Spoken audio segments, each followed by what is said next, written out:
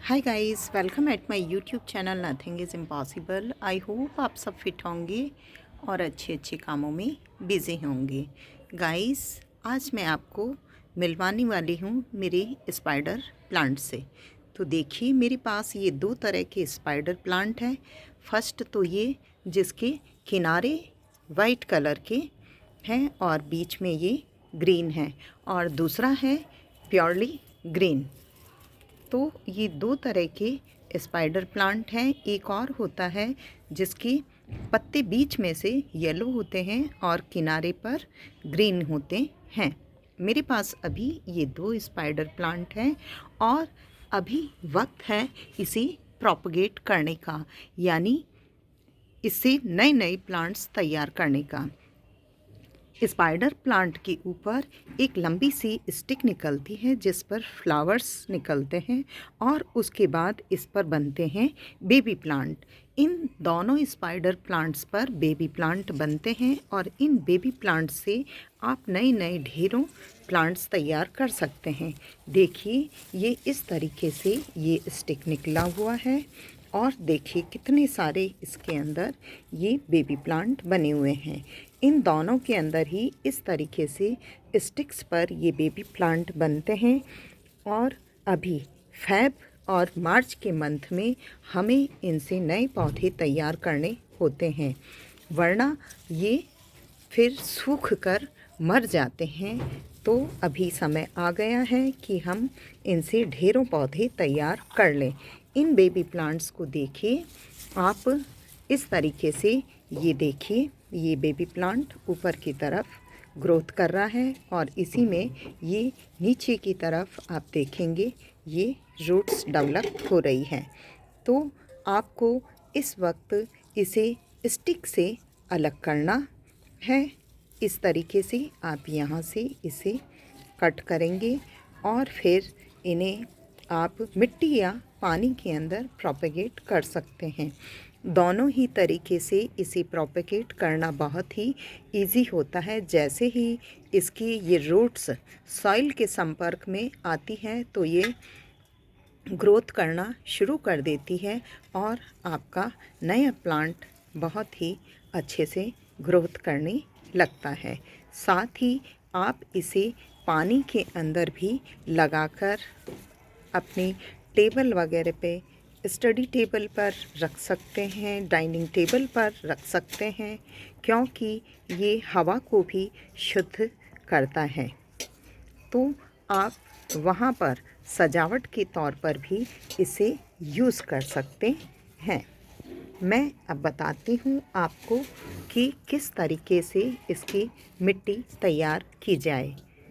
तो इसके लिए आपको 1/3 गार्डन सॉइल लेनी है और 1/3 ही इसके अंदर आपको रेती लेनी है, यानी कि रिवर सैंड, कंस्ट्रक्शन वाली जो बजरी होती है वो आप गार्डन सॉइल के अंदर एक भाग मिला लें। एक भाग गार्डन सॉइल, एक भाग रिवर सैंड और एक भाग ही आपके पास जो कोई भी कंपोस्ट हो वो आप ले लें और तीनों को मिक्स कर लें और थोड़ी सी इसमें डाल दें नीम खली, ताकि किसी प्रकार का इन्फेक्शन ना हो और आपके पौधे अच्छे से ग्रोथ करें।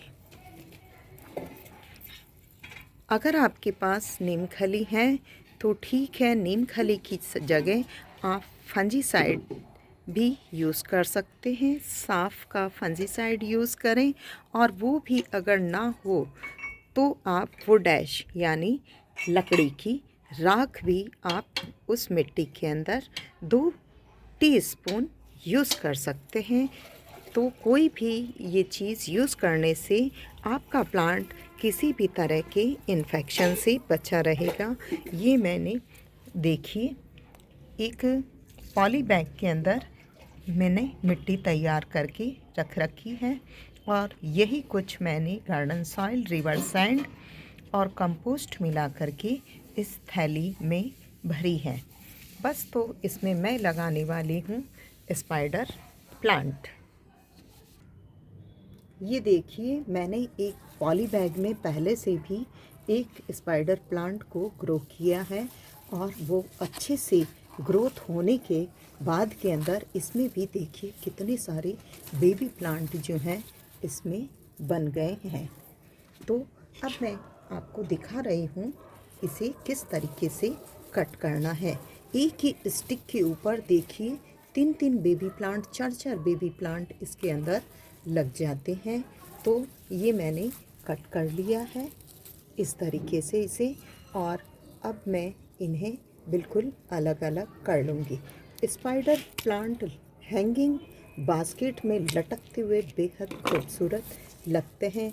जब कभी इसे किसी ऊंचे स्थान पर रख दिया जाता है तब भी वो लटकते हुए बेहद खूबसूरत लगते हैं। ये इस तरीके से इसे मैंने अलग किया है। देखिए ये, क्योंकि इस वक्त मेरे पास गमलों की थोड़ी कमी है तो मैं इन 2 स्पाइडर्स को एक ही पॉली बैग के अंदर लगाने वाली हूँ। और बस ये जो इसकी रूट्स हैं इनको मैं अच्छे से इस मिट्टी के अंदर डालने वाली हूँ, और मिट्टी में डालने के बाद में ये इस तरीके से मैंने इसे मिट्टी में लगा दिया। और फिर किसी भी प्लांट को लगाने के बाद में उसे पानी देना होता है, तो मैं भी इसमें पानी दे दूँगी और इसे किसी छाया वाले स्थान में रख दूँगी। यूँ भी स्पाइडर प्लांट एक इंडोर प्लांट ही है, या फिर किसी ऐसी जगह रखा जा सकता है जहाँ पर मॉर्निंग की 1-8 घंटे की धूप मिलती हो। बस इसे केवल ब्राइट लाइट की ज़रूरत होती है, और ज़ीरो मेंटेनेंस के ये प्लांट बहुत ही अच्छे से चलता रहता है और आपके घर की वायु को शुद्ध करता है। अब मैं इसे पानी दे देती हूँ। ये देखिए, बस इसे पानी दे दिया है, और मैं अब इसे, मेरे यहाँ पर छाया ही रहती है इस जगह पर, तो मैं किसी गमले के अंदर ही इसे रख देती हूँ ताकि इसे ह्यूमिडिटी मिलती रहे, और ओवर वाटरिंग हो भी जाए तो ये गमला, इसका ज़्यादा पानी होगा उसे सोख लेगा, और अगर इसमें कमी होती है तो ये गमले से पानी ले लेगा। इतना इजी है इस प्लांट को ग्रो करना। तो आप भी स्पाइडर्स को ग्रो करके अपने बालकनी को सुंदर बनाएं। Thanks for watching. मिलते हैं फिर किसी नए वीडियो में नई जानकारी के साथ। तब तक के लिए बाय, सी यू सून।